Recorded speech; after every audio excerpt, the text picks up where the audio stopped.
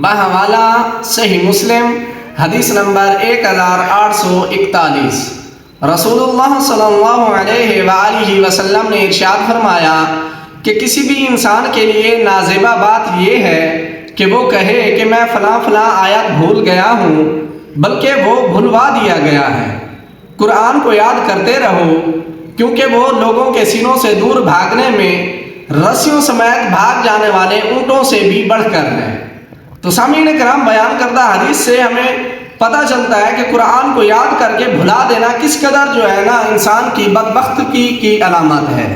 یعنی ہم قرآن یاد کیا تھا ہم نے، یا ہم پڑھ لیتے تھے، اور اگر قرآن ہم نے بھلا دیا، یا ہم پھر ذکر کرتے ہیں، لوگوں کو بتاتے ہیں کہ یار مجھے فلاں فلاں سپارہ نہیں آتا، یا فلاں فلاں جو ہے نا آیت بھول گیا ہوں میں، تو یہ انسان کے لیے ایک جو ہے نا بدبختی کی علامت ہے۔ ہمارے نبی نے ہمیں ہدایت کی تھی، نصیحت کی تھی کہ قرآن کو یاد کرتے رہو۔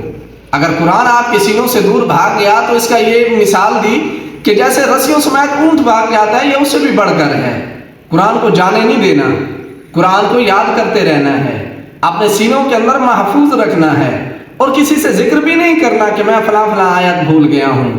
لیکن موجودہ دور میں دور تو یہی چل رہا ہے نا کہ ہم قرآن کی طرف توجہ ہی نہیں دیتے۔ ہم نے قرآن کو ادب کی خاطر اتنا اونچا رکھ دیا کہ جہاں تک اب ہمارا ہاتھ بھی نہیں جا سکتا، اس کے اوپر مٹی پڑتی ہے، گرد جمی ہوئی ہے، ہمیں کبھی اتنی توفیق نہیں ہوئی کہ ہم نے اس کو اٹھا کر دیکھ لیا ہو، یا اس کو جو ہے نا صاف کر کے پڑھ لیا ہو۔ جب ہم پڑھیں گے ہی نہیں، قرآن سے دور ہو جائیں گے۔